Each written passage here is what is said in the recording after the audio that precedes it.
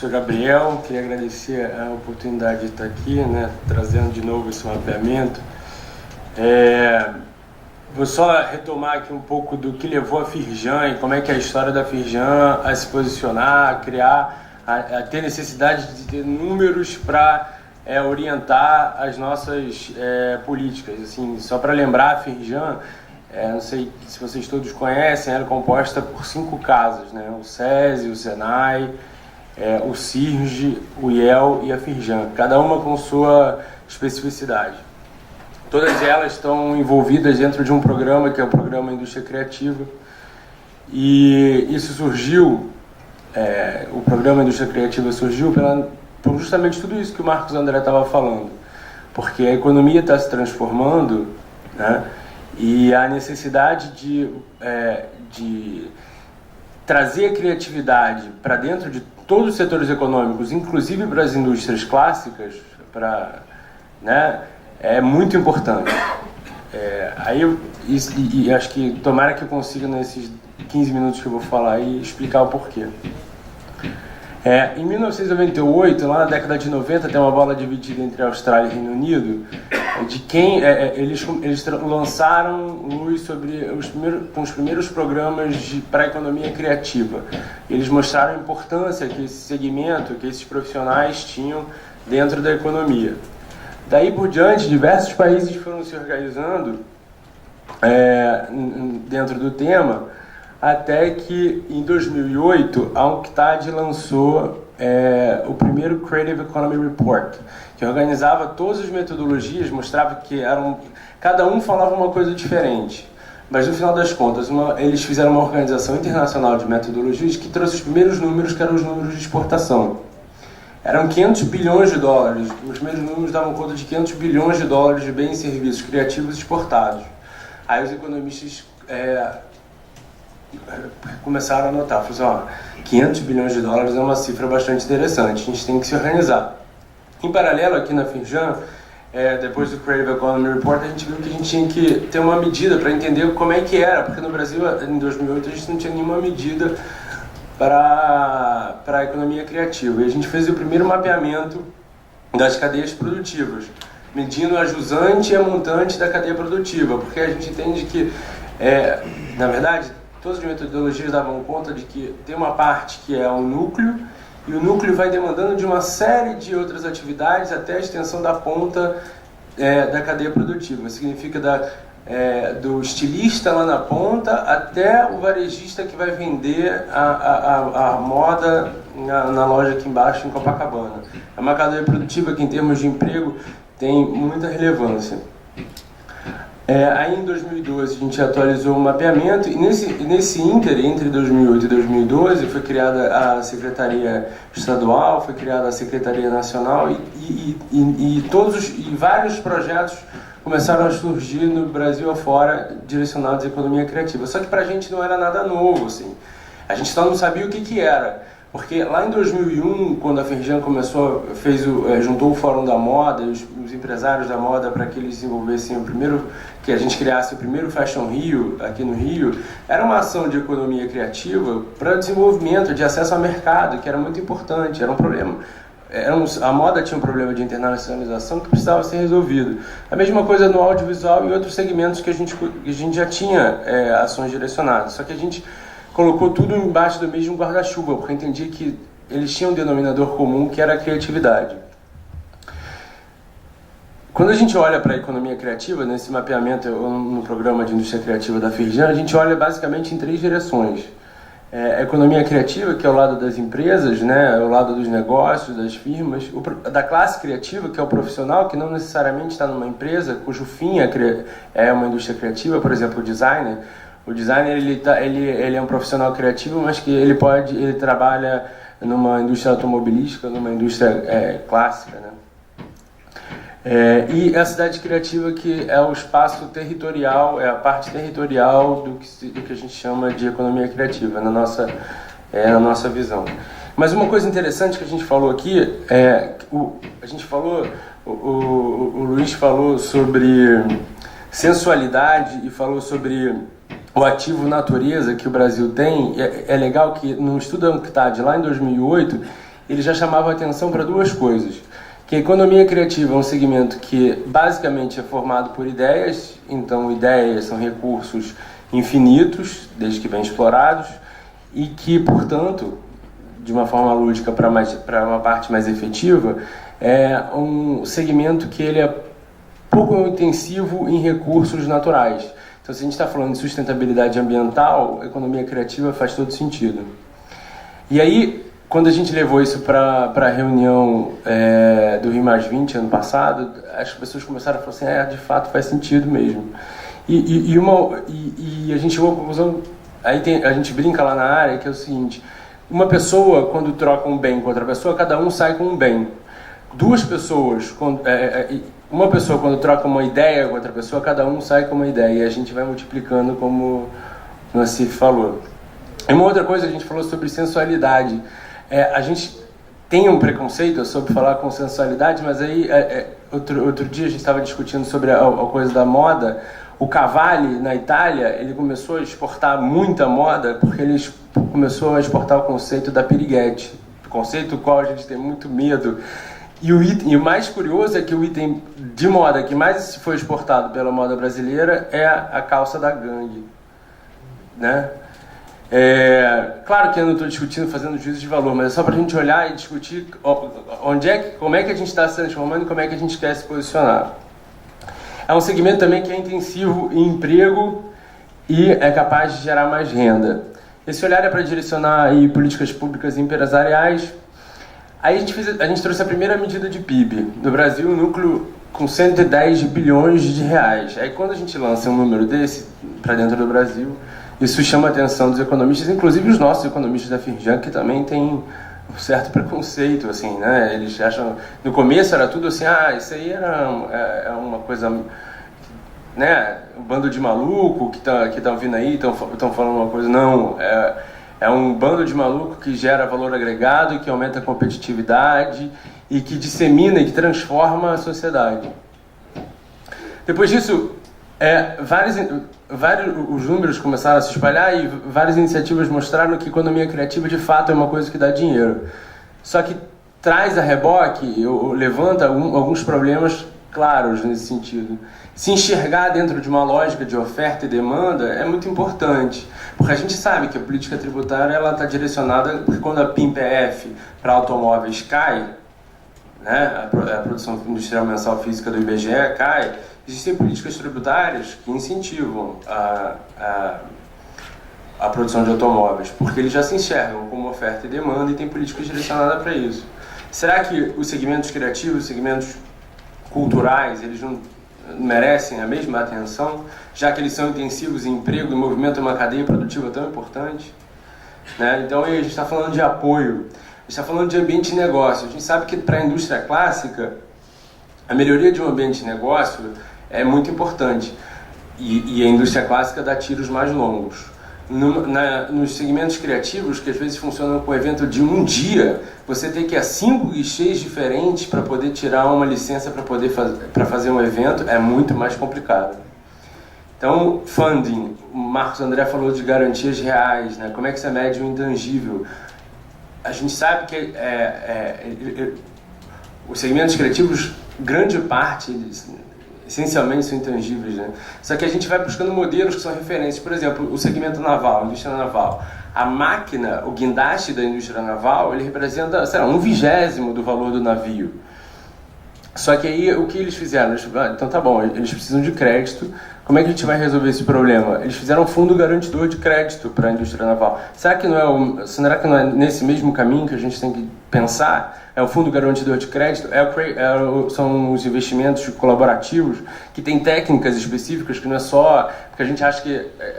Pelo menos eu achava que quando começou o financiamento colaborativo que não existia técnica.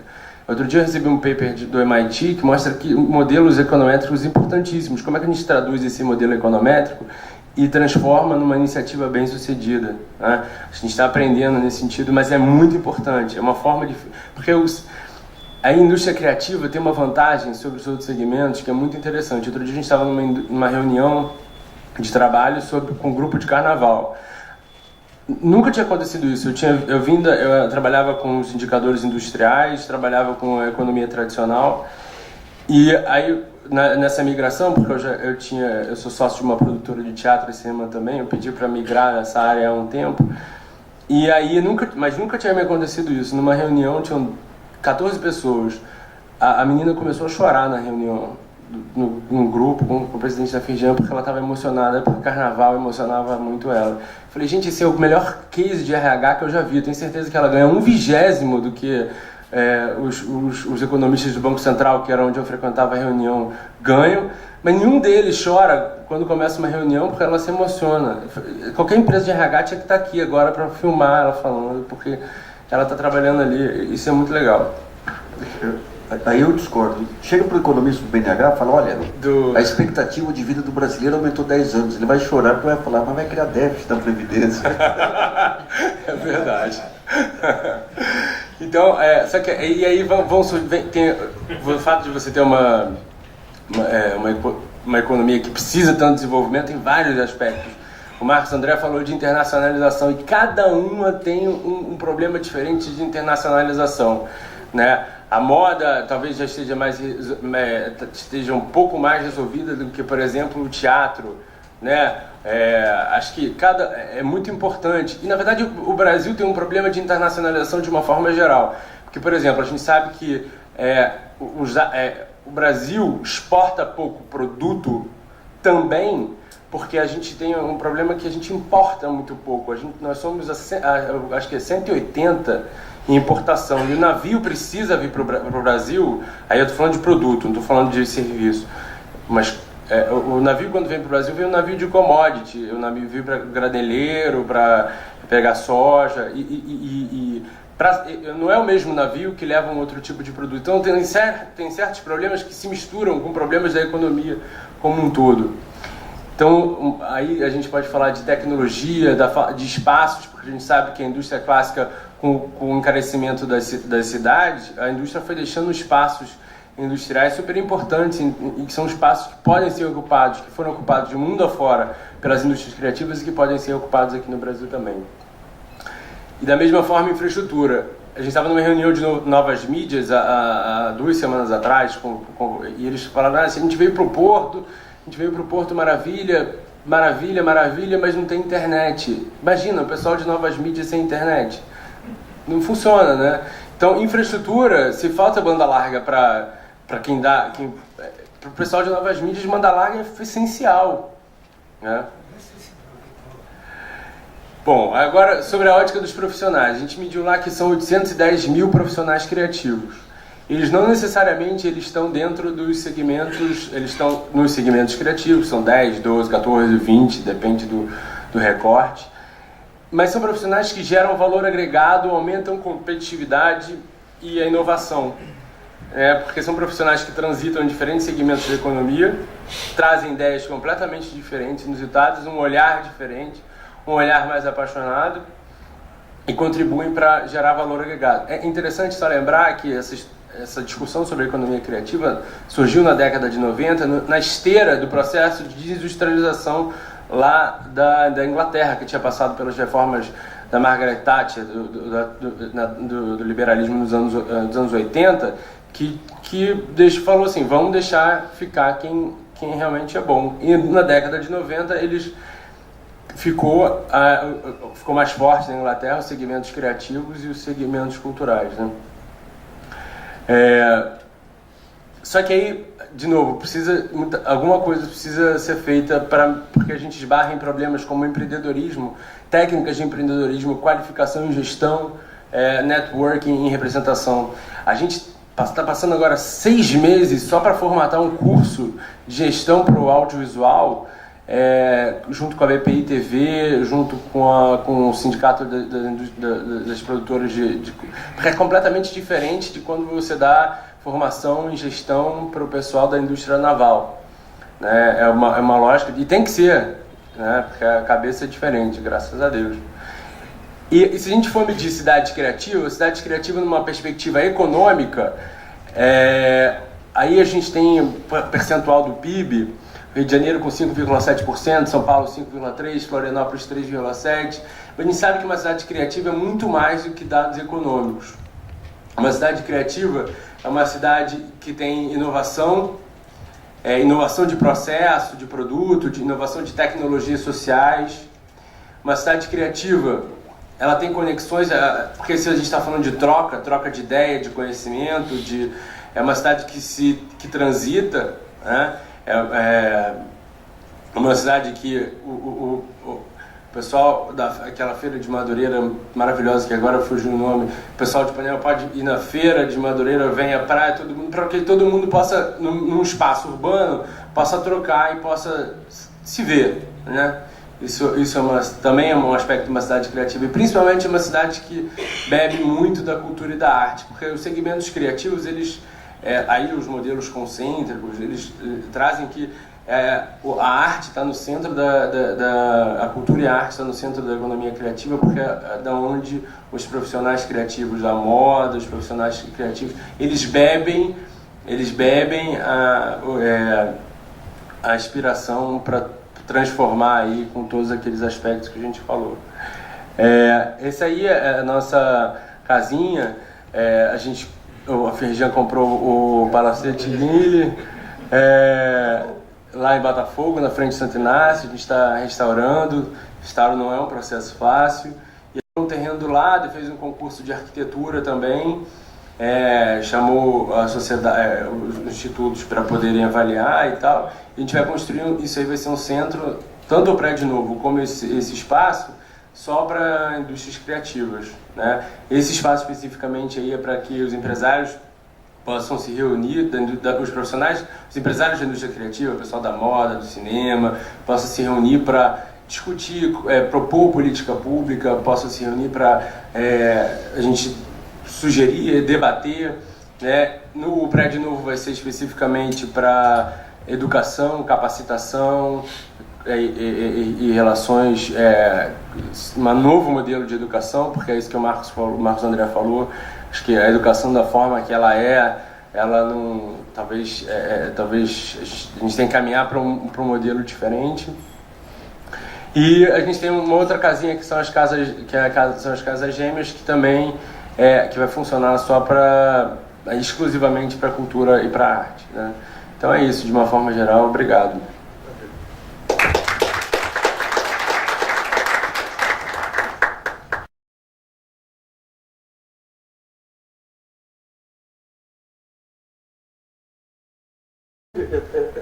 A apresentação vai ficar disponível depois, né? Vai. Vou botar então os números aí, vocês vão poder ter acesso. Uma coisa que me causa um pouco de dúvida é o seguinte: primeiro, a continuidade das políticas. Você está assumindo agora essa secretaria no Ministério da Cultura. Em geral, há uma continuidade nas políticas. E um outro ponto é o seguinte: quando você corre o Brasil, você vê diversas formas de organização que permite uma interatividade. Por exemplo, o sistema de cooperativas.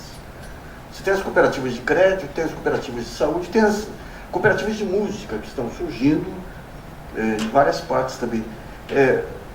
O que a gente não percebe ainda é se há uma articulação, como que se dá essa articulação entre a área federal, os agentes de cultura, que são as secretarias de cultura, mas esses outros agentes. Quando você vai para o campo da internet, você tem os fundos, você tem os polos aí de aplicativos e tudo. Há esse mapeamento geral e essa coordenação? Pergunto para o Marcos. Bom, a continuidade de políticas é um defeito brasileiro, mundial, mas brasileiro, né? Geralmente, quando entra uma gestão, ela derruba tudo o que aconteceu na gestão anterior. A gente hoje tem projetos sólidos para evitar com esse tipo de barbárie que acontece entre uma gestão e outra, né? Por exemplo, a Lei Cultura Viva, hoje que está passando no Congresso, é uma lei que prevê a eternidade do programa Cultura Viva, que é o programa que dentro dele tem os pontos de cultura. Então, transformar esses programas em projeto de lei é uma maneira de que isso fique consolidado e não dependa do humor de um novo gestor que geralmente quer deixar a sua marca e destruir tudo que foi feito anteriormente. em detrimento do bem-estar da população, né? A outra forma são a abertura para o diálogo da sociedade civil, que foi uma conquista do governo Lula, esse estímulo à participação popular nos processos de decisão da formulação das políticas. Isso também gera um empoderamento que a própria sociedade, a criação dos conselhos setoriais, né, que a sociedade começa a participar dessas discussões, se empoderar desses programas e desses projetos, e ela própria grita quando isso é desmontado depois. Mas eu acho que o principal, hoje em dia, que a gente pode falar, é o Sistema Nacional de Cultura, que é justamente um sistema de adesão. A gente já tem quase metade dos municípios brasileiros já aderiram ao sistema nacional. Dos estados brasileiros, eu acho que só Pernambuco, por razões políticas e complexas lá também do Conselho Estadual de Cultura deles, que é um conselho muito tradicional e duro, ainda não, eles não conseguiram aderir, mas eu acho que todos os outros estados brasileiros, se eu não me engano, já aderiram ao Sistema Nacional de Cultura, que justamente vai possibilitar um repasse de recursos fundo para fundo, né? Então, quando todas as prefeituras criam um fundo municipal de cultura e passam a acessar recursos do Fundo Nacional de Cultura fundo a fundo. É mais ou menos uma lógica similar, se é que pode dizer assim, ao SUS, ao Sistema Único de Saúde. Isso diminui a burocracia e também cria também essa harmonia entre os entes federativos, um trabalho compartilhado entre município, Estado e governo federal, porque também cada um trabalhava atirando para um lado, né? Então, isso cria um arranjo entre as esferas públicas que vai ser muito benéfico para o país. A gente está com isso muito avançado, já tem, né, Célia, acho que tem uns 8 anos, né, que o Sistema Nacional de Cultura, que o Gilberto Gil, foi no começo do ministro Gilberto Gil, né? Eu tenho cerca, Célia participou bastante na época. E agora a gente está, finalmente, vamos ter a Conferência Nacional de Cultura agora em novembro, e isso já está bem avançado. Eu acredito que isso vai trabalhar nessa harmonia. Agora a gente tem que criar projetos, como, por exemplo, as incubadoras que nós estamos criando, né? A gente está fazendo as incubadoras com os estados, né? São convênios do governo federal com as secretarias de cultura dos estados, e envolvendo a sociedade civil. A gente quer que essas incubadoras depois se transformem em organizações sociais, que organizações da sociedade civil passem a gerir esse espaço em parceria com as secretarias estaduais. Então você vai criando um arranjo que a própria sociedade se empodera daquele projeto, daquele espaço, e depois ela garante a permanência daquilo, né? Os pontos de cultura foi uma política de empoderamento. Era justamente isso, né? Hoje é impossível praticamente você acabar com os pontos de cultura no Brasil, porque isso é deles, não é mais do governo. Então, o ponto que eu queria ver com o Gabriel é essa questão das limitações aí da burocracia formal, né? Os pontos de cultura, eu lembro que você tinha que preencher questionários aí que eram impossíveis de dar conta. Eu lembro a Cláudia Costin, quando foi secretária da Cultura de São Paulo, um dia ela me ligou e falou: tem uma notícia excelente para você aí, que você gosta de música, de economia. Eu falei: legal, Cláudia, o que é? A Caixa Econômica, a nossa Caixa, vai criar uma linha de crédito para músico comprar instrumento. Eu falei: beleza, né?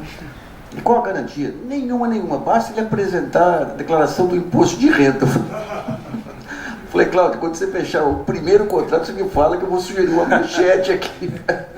Então, você tem essa questão da informalidade. Por exemplo, quando você fala em resultado da crise em 2008, 2010, nós tivemos um processo de formalização do emprego que atraiu, independentemente da crise, o pessoal queria carteira assinada. Então, a partir do momento que você tem um universo instável, nossa, olha, eu vou te falar, esse negócio dos músicos aí, eu tenho um amigo que diz que os melhores locais de música são aqueles que lá para as tantas o dono fala: levanta o pé e vem a água, né? Mas tem uns botecos de São Paulo que nunca ninguém teve queixa quanto ao serviço, porque não existe o serviço, né? Mas você tem uma qualidade de música que vai para qualquer palco do mundo, né? Mas como definir, como institucionalizar algo que já, digamos, pela própria natureza aí, é informal e refratário a formas de controle, de burocracia e tudo? Vocês chegaram nisso? Na verdade, assim, o problema da burocracia, e da burocracia nas mais diferentes instâncias, né? Porque tem um problema que, quando a gente fala em tributação, por exemplo, a gente tem um problema sério que é a carga tributária, mas tem outro problema sério que é a complexidade tributária. Você não tem ideia do que imposto você tem que pagar. Isso é um problema, na verdade, para a economia como um todo. Né? Isso é um problema para todo mundo. A gente sabe que a gente tem diversos projetos aí para os outros segmentos da indústria que caminham nesse sentido. O problema é, uma indústria, geralmente, ela trabalha com produção anual. Quando você faz um evento, o evento é um dia. Eu acho que, né, você precisa resolver aquilo muito mais rápido. Então, às vezes, você multiplica por 365 o número a escala que a outra empresa, e fora para consolidar tudo. Acho que a gente tem que caminhar, e o Marcos falou nisso, são marcos legais que permitam que se transformem em ações, porque não adianta também ter um marco legal e que de fato isso não se concretize porque, por exemplo, o conceito de one-stop shop, um guichê único que você pudesse chegar lá e resolver, é uma solução. Ou você, com relação às garantias reais, outro dia estava ouvindo a história do cara que faturou 120 milhões com o filme que ele fez, mas ele teve que financiar o filme com o apartamento dele. Eu falei assim, cara, que maluquice. Antes, quando começou, né, a garantia era o apartamento dele. É maluquice, mas é a coisa mais comum que tem. Como é que a gente cria? Pode ser um fundo garantidor de crédito, em que um banco dê uma contrapartida e que dê a contrapartida do colateral, e que a alavancagem seja pelo próprio dinheiro do recurso aportado pelo crédito. Né? A agência governamental garanta o risco. E aí a gente não tem que ter... Na verdade, mas é porque a gente está falando isso, que é uma transformação muito grande, mas no Rio, que foi o primeiro, é muito recente, né? Esse olhar foi para 2009. Então a gente tem uma agenda que a gente tem que tirar o atraso aí de algum tempo, nesse sentido. Eu só chamo a atenção para o pessoal de micro, empresa, com o Estatuto da Micro aí, a própria criação da Secretaria da Micro pelo AVIV. Eu acho que deveria haver uma aproximação da indústria criativa com... Porque da mesma natureza, aí vai dar uma visibilidade muito maior para a luta dos micros e vai abrir um espaço. Bom, nós vamos abrir para as perguntas. Meu nome é Manuel Noé e eu trabalho na Petrobras, que não é uma indústria exatamente, não é uma indústria tradicional, uma indústria de petróleo. Mas a gente está muito... Ano que vem, faz 20 anos, né, que foi instituído o Plano Real. Então, o planejamento não é muito a nossa praia, quer dizer, não é a praia do brasileiro, que conviveu durante muitos anos com hiperinflação. O que eu queria ver de você é o seguinte, não é uma questão só do Estado, né, ou dos governos, Isso. ou das instituições, das empresas. Quer dizer, é uma questão de cultura nossa também. A gente só faz 20 anos que a gente conseguiu debelar, ainda está debelando. Né, ainda está se estruturando a inflação e a questão do planejamento. Então, como é que se dá, queria ver que vocês também, essa questão, como é que se dá esse planejamento de médio e longo prazo que é necessário para a indústria criativa? Você, Gabriel, deu vários exemplos aí, né, de distorções incríveis, como esse cara que vende o próprio apartamento para poder manter o seu projeto, né, exatamente. E como é que você mantém esse planejamento de longo e médio prazo e esse diálogo entre a diversidade, né? Você colocou também assim, a diversidade de cultura, né? Você precisa ter esse planejamento tanto de quem faz quanto de quem vai, dessas incubadoras, né? Como de quem vai oferecer as condições para o crescimento, para o fomento. Queria que vocês falassem um pouco disso, né? Dessa necessidade de planejamento, de formalidade, né, que a inflação, que esses anos anteriores não permitiram, né? Assim, o planejamento é o nosso calcanhar de Aquiles. É um problema do país mesmo, de não pensar de maneira com planejamento de médio e longo prazo.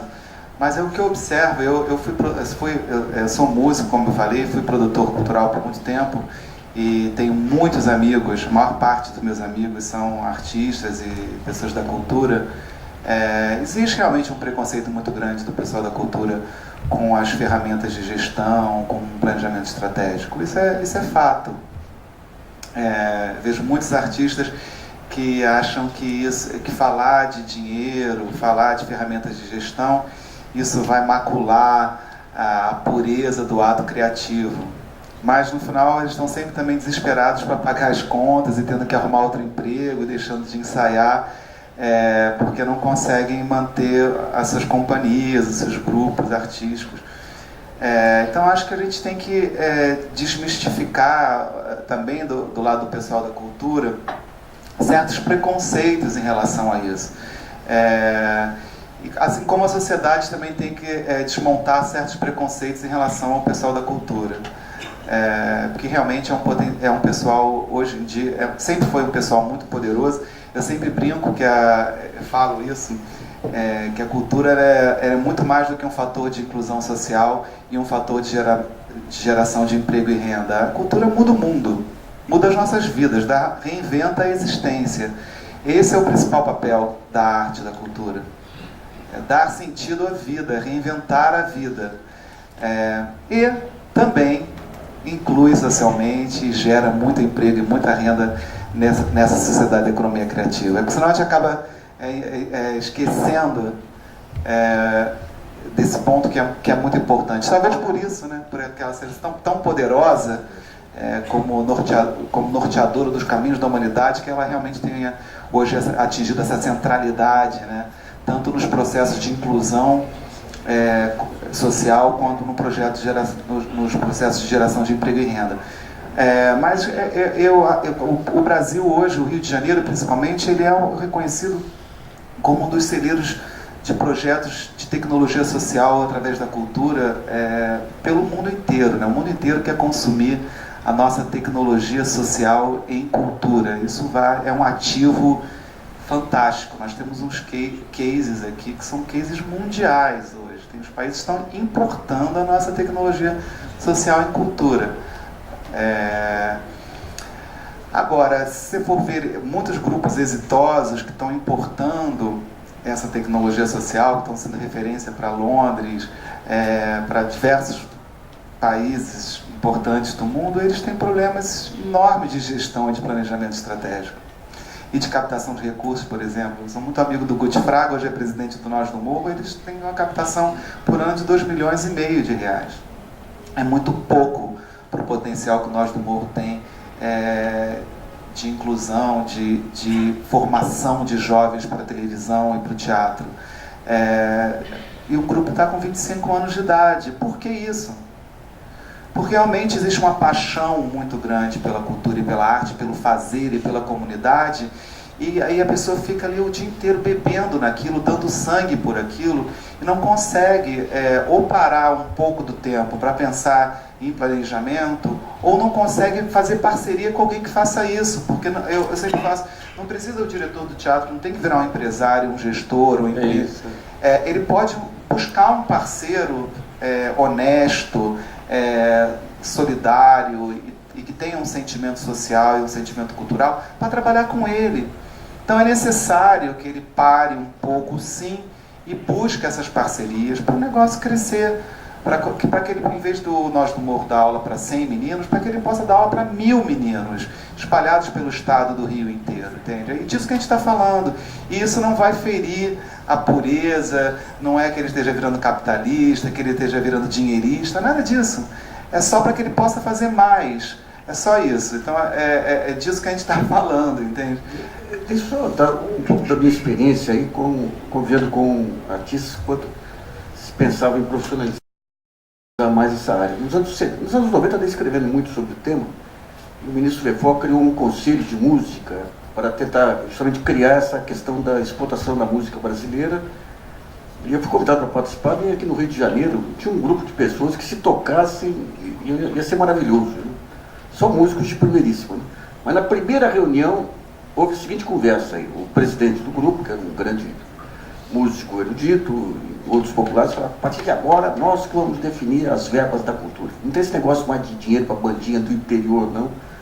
Tinha uma pessoa com visão de mercado, que era uma pessoa que trabalhava no mercado, uma moça que trabalhava no mercado e gostava de arte. Né? Quando chegou a minha vez, eu falei, olha pessoal, se vazar essa conversa aqui, não vai ter segunda reunião desse conselho. E vazou a conversa, efetivamente, não teve segunda reunião. Né? E um outro caso foi com o Victor Martins, né, da Velas, que estava passando por crise financeira. Eu cheguei a colocar em contato com alguns fundos de investimento, isso anos 90. Né? Falei para o Vitor, a condição de alguém colocar dinheiro aí vai ser, você tem um grande acervo, que tinha um valor, tudo aí, mas vai ser você abrir mão da parte financeira. O investidor vai querer colocar o dinheiro e vai querer o mínimo, né? Mas ele não abria mão. Então você tem uma dificuldade muito grande. A única pessoa que, naquela época, estou falando naquela época, deve ter mudado muito agora, que tinha uma visão profissional, inclusive de conquista de mercado internacional, era o produtor do Milton Nascimento, que morreu no começo das conversas nossas lá, mas tinha essa visão. Mas tem algo muito interessante que tem ocorrido agora, inclusive com aquele projeto Rumos, acho que é Rumos do Itaú, que muitos amigos meus aí, músicos excepcionais, mas sem espaço, através da internet começou uma troca de experiência e eles estão fazendo excursões internacionais, que era algo que antes só as grandes gravadoras faziam. Eles pegaram uma vez a Badia Salles para transformar numa...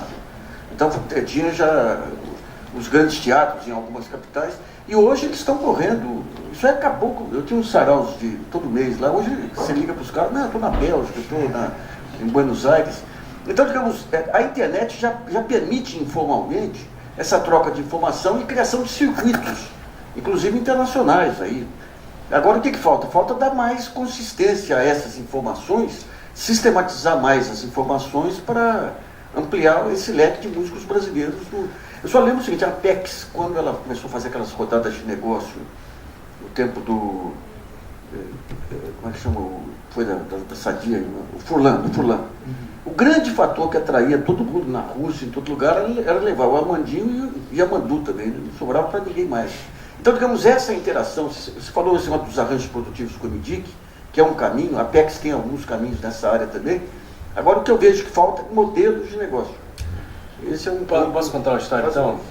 É engraçado, você estava falando da música, e tem um caso sobre modelo de negócio que é interessante. Que a gente estava conversando com o Queremos, que é um grupo que produz música e financia através de financiamento colaborativo. E recentemente eles foram comprados por um fundo de investimento inglês. Aí eles estavam contando a história que eles chegaram para conversar com o fundo de investimento inglês, que fundo de investimento nenhum do Brasil queria comprá-los. Só que aí o cara de fora veio e falou o seguinte: então eu quero vocês, vou dar tanto dinheiro porque agora vocês vão se tornar internacionais. Mas eu quero porque vocês têm a informação da música, do gosto musical de todos os brasileiros, porque todo mundo tinha que votar. Eles não sabiam qual era o modelo de negócio deles. E alguém de fora veio e falou assim, ó, seu modelo de negócio, eu quero por causa disso, não é porque vocês são ótimos produtores de eventos. E é interessante porque, assim, modelo de negócio é isso. Você tem que criar, não é mais você só vender a camisa. Você tem que, sei lá, o que você tem que vender ali. Tem tantas outras coisas que estão agregadas. Isso vai poder gerar um negócio. Olha, nas conversas que eu tive aqui com o Ministério em 2003, a proposta que eu tentei levar é o seguinte: estava começando as redes sociais, era o Orkut. Falei, tem que criar brigadas, aí, pessoas especializadas para vender um modo de ser brasileiro. Porque esses valores são todos valores culturais, digamos, esses valores. Pô, se tem uma molecada aí que quer meio ambiente, você tem a música que expressa isso, as cores que expressam isso. Você tem sites da Amazônia que expressam isso. Né? Mas estava começando a nova política, acabou não pegando. Né? Posso só completar com uma outra historinha também, que é o seguinte, que a gente vai fazer, aí uma parceria, a gente vai fazer o primeiro encontro de artes cênicas e negócios, né? Que a gente faz o Fashion Rio, Fashion Business, traz todo mundo para cá, paga passagem e tal, não sei o quê. E aí a gente lembrou de uma história que é o seguinte, não sei se vocês são familiares com o conceito de investidor anjo. Investidor anjo, tem investidor anjo, private equity, seed capital, essas coisas todas. O nome investidor anjo surgiu em Nova York na década de 30 para investimento em teatro. Engraçado, né? No mercado financeiro, um conceito que é tão difundido, surgiu um segmento da indústria criativa. A gente está retomando isso e vai fazer o primeiro encontro, está pagando passagem para todo mundo de fora, festivais internacionais, e na plateia a gente vai colocar os bancos de investimento. Eu acho que no primeiro momento eles têm que assistir, porque o diálogo ainda não tem um diálogo fácil. Então a gente vai colocar produtor de um lado, programador de outro, para que eles possam negociar. Bom, tem mais uma. Olá, meu nome é Helena Klang, eu sou profissional da cultura, inscrita no Simples Nacional, eu sou roteirista da audiovisual, também sou doutoranda da UERJ na área de comunicação e estudo direito autoral e internet. Inclusive, a minha dissertação de mestrado foi inscrita no Prêmio de Apoio a Estudos e Pesquisas de Economia Criativa, né? E ganhou um prêmio na categoria Marcos Legais, que vai sair agora na coleção Pensamento, né, em dezembro. Então, a minha pergunta, tem várias perguntas, mas assim, eu vou concentrar uma sobre minha pesquisa, que é o seguinte: a importância do domínio público na experimentação de produtos culturais da indústria criativa. Então, por exemplo, o portal de domínio público do governo é sofrível. Então, você quer, por exemplo, fazer uma experiência de criar um aplicativo no iPhone com as poesias ou com os textos, sei lá, de Machado de Assis ou de qualquer outro autor que esteja sobre o domínio público e que você possa arriscar, porque você não tem que pagar royalties, você pode criar coisas novas e inovar, de fato. Você não tem essa opção no Brasil porque a base de dados do domínio público é muito ruim. Então, você perde insumo possível para poder criar coisas novas, produtos novos, né? Então, eu queria saber se, por acaso, a Secretaria de Economia Criativa tem algum projeto, algum programa, alguma política focada no domínio público, não só como insumo para produtos novos, como também para a valorização do direito autoral, porque a gente só vai entender a importância do direito autoral quando a gente der valor para a nossa heritage, para o nosso domínio público, né? No cenário de compartilhamento de cultura digital, de plataformas digitais, a questão do direito autoral, da propriedade intelectual, ela é crucial, talvez seja o grande X da questão. Vocês imaginam o impacto da pirataria na indústria musical, por exemplo, né? Quanto mais material é a manifestação artística, maior impacto tem a pirataria. Eu sempre brinco, né? Ricos estão os artistas visuais, porque artes plásticas, o produto é seriado, né? Você não, é hiperateável. Quando você pinta um quadro, eles são os únicos que escaparam desse paradigma do nosso tempo da cultura digital. Bom, a gente tem uma diretoria, que é a Diretoria de Direito Intelectual, que fica na Secretaria de Políticas Culturais. E agora, inclusive, voltou o Marcos Souza, que é uma pessoa muito bacana, que tem um pensamento muito contemporâneo sobre essas questões. Agora, a gente tem o ponto-chave, a gente tem que discutir realmente uma revolução de marcos legais para a cultura. E isso para discutir a questão do direito autoral, com certeza, como a questão também dos instrumentos jurídicos de repasse do Estado para a sociedade civil. Você viu, o Célio Turina levantou agora, mas ele sabe melhor do que ninguém. Ponto de Cultura assina convênio com o Estado. Convênio é o mesmo instrumento jurídico que o empreiteiro assina para fazer um viaduto. Então, todas as exigências que são cobradas de um empreiteiro para a construção de um viaduto é cobrado de uma mãe de santo que vai ganhar R$5.000 por mês para fazer oficina afro com 70 crianças em São João de Meriti. Então, isso é uma aberração brasileira dos marcos legais para a cultura. Então é necessária agora uma força-tarefa do Congresso Nacional e do Senado para que a gente realmente faça uma revolução de marcos legais, adequação de marcos existentes e criação de novos marcos apropriados para a cultura, que respeitem a nossa diversidade, a nossa sofisticação, porque somos realmente uma matéria muito diversa e muito sensível, e que nós estamos muito atrasados nisso, e realmente isso esbarra, isso impede o nosso trabalho como poder público e como sociedade civil. A gente não consegue trabalhar junto. Hoje existe uma verdadeira caça às ONGs. O governo federal está desde 2011 proibido de repassar recursos para ONGs. Isso está tendo agora na Casa Civil, na Presidência, está tendo um estudo sobre um novo marco regulatório para as ONGs brasileiras. Isso já está saindo agora. Mas a questão do direito autoral, ela está dentro desse balaio de marcos, de novos marcos legais que têm que ser implementados no Brasil para a cultura. Então esse assunto todo nosso que a gente está falando, de todo esse potencial que a economia criativa brasileira tem, que a cultura brasileira tem de se colocar, de prosperar, de gerar desenvolvimento social, desenvolvimento econômico para o país, isso tudo vai ficar estrangulado e não vai acontecer. A gente no momento estamos bem na fita, porque nós temos uma ministra que tem realmente um conhecimento muito forte de causa, como essas casas funcionam, o Congresso e o Senado. Ela transita muito bem, ela conhece todo mundo, a gente está conseguindo aprovar várias leis. Vocês acompanharam o Vale Cultura, estava rateando há anos, e foi aprovado agora, e isso mereceria, Nassif, uma discussão aqui com a ministra, um dia, uma mesa sobre o impacto do Vale Cultura na fruição e no consumo cultural do país. Os números são impressionantes da injeção de recursos no mercado cultural que o Vale Cultura vai propiciar imediatamente, né, que já está ativo.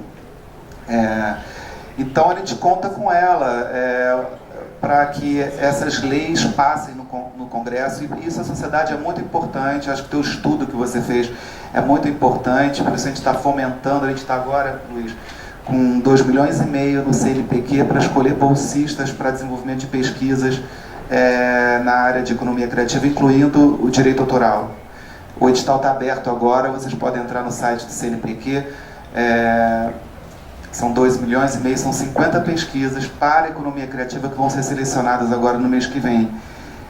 Para que a gente possa ouvir a sociedade com as suas proposições, com seus estudos, para que possam instruir esses pleitos que a gente vai fazer ao Congresso Nacional e ao Senado Brasileiro. A gente não pode mais fazer pontos de cultura assinando convênio, gente.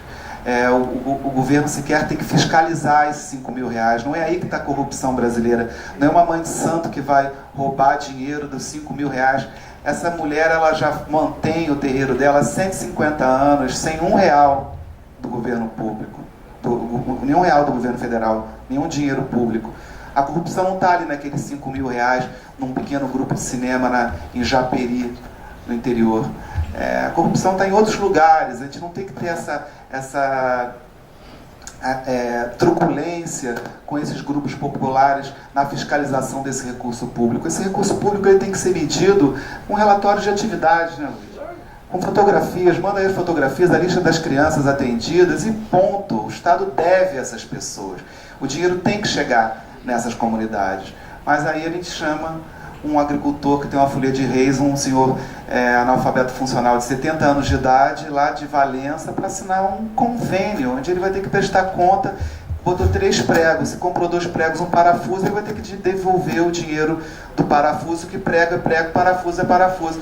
Quer dizer, é impossível esses instrumentos funcionarem para o universo da cultura. Então a gente precisa, isso é assim um gargalo gigante, e temos desoneração para fazer também, diversas desonerações para fazer. Os produtos chineses estão aí, não é? O Gabriel está estudando isso, matando de sola a moda brasileira, e a questão também da regularização de diversas profissões da cultura que também ainda não estão regulamentadas. Enfim, marco legal, eu acho que é a principal bandeira, e eu acho que a gente tendo uma ministra que tem um poder político muito forte, a Marta Suplicy tem uma marca, né, uma tradição na política brasileira, a gente está conseguindo avançar para que essas leis passem no Congresso e no Senado. Já está no Congresso? Qual? Esse marco regulatório? Qual deles? Para as ONGs. Esse está na presidência, não tá, porque é um marco regulatório para todas as ONGs do Brasil, não só as de cultura. Mas a gente tem vários marcos legais de cultura, só que são extremamente complexos. Você vê a polêmica agora da questão das biografias. São assuntos que a própria classe cultural fica dividida. Então a sociedade também tem que discutir muito para que a gente possa elaborar esses projetos de lei e a gente tem que articular com a Frente Parlamentar de Cultura também, para que isso seja apresentado e a gente consiga revolucionar, porque senão a gente vai ficar na lanterna deles, não tem dúvida.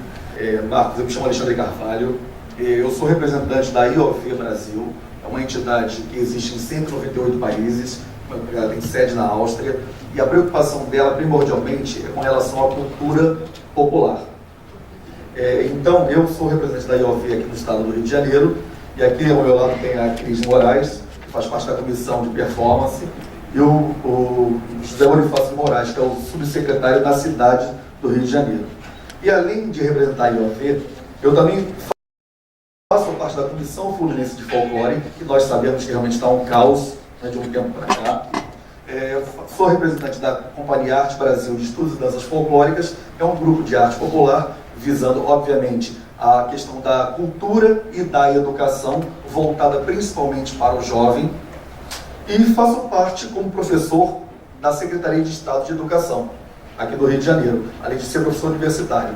Mas o ponto principal, o alvo do nosso objetivo principal são os alunos. Por quê?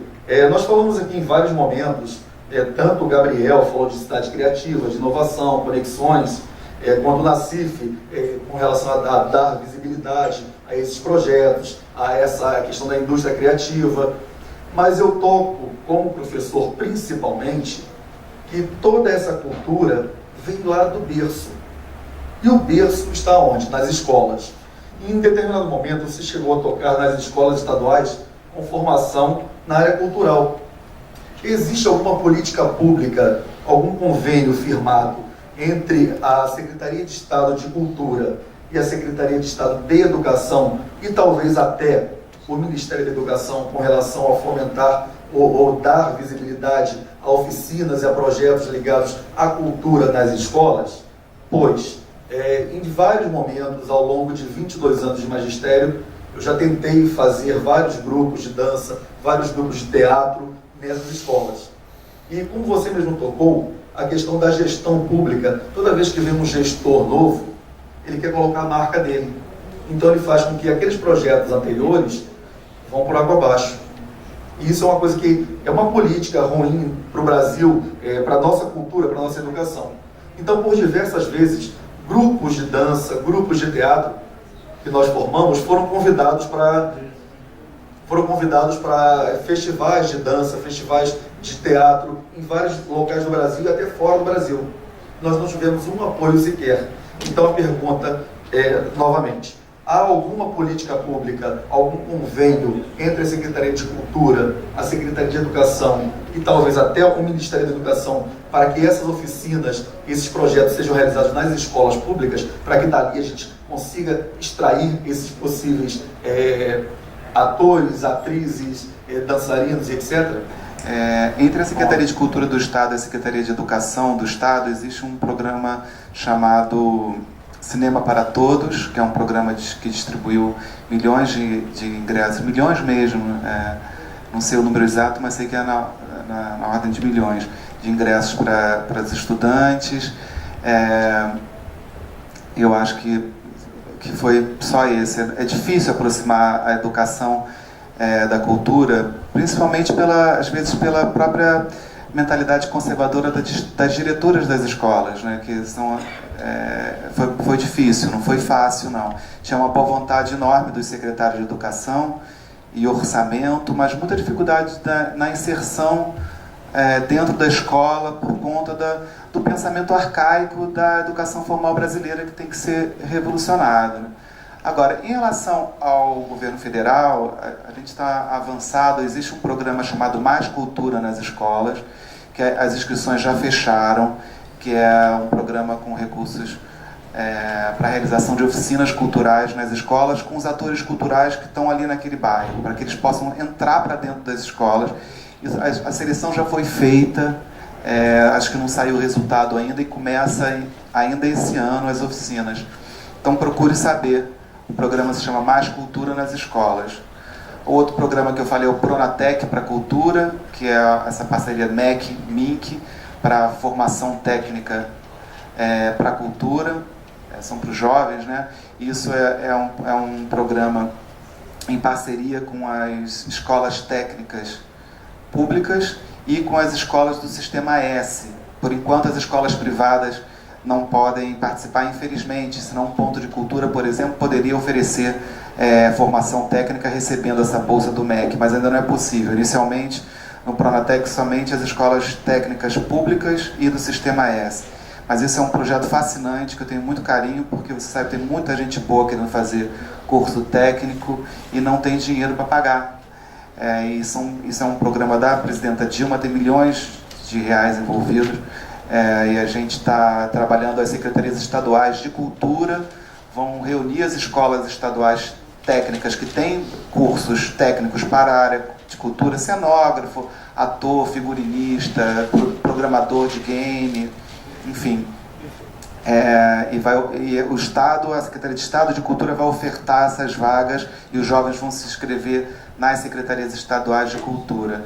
E por último, agora, muito em breve, a ministra Marta Suplicy e o ministro Mercadante vão estar assinando um programa de união entre o Ministério da Cultura e o Ministério da Educação, que vai se chamar Universidade das Artes, e que vai fomentar diversas ações de arte e cultura dentro das universidades e escolas públicas, com recursos do MEC, que é um ministério bem mais rico do que o Ministério da Cultura.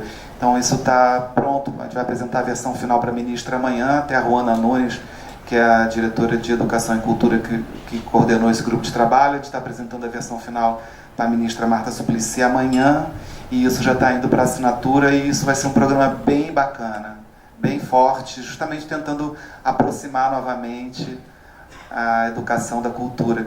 Mas já a partir de 2014 agora? Sim, acredito que em 2014 ele já vai estar ativo. Vão ser uma série de editais prevendo ações de cultura dentro das universidades, de todo tipo, desde políticas de formação até atividades fim mesmo, de oficinas. Bom, a gente vai encerrar essa rodada, que estamos um pouco atrasados aí. Eu queria agradecer muito aí a apresentação do Marcos e do Gabriel, partir para a segunda rodada aí.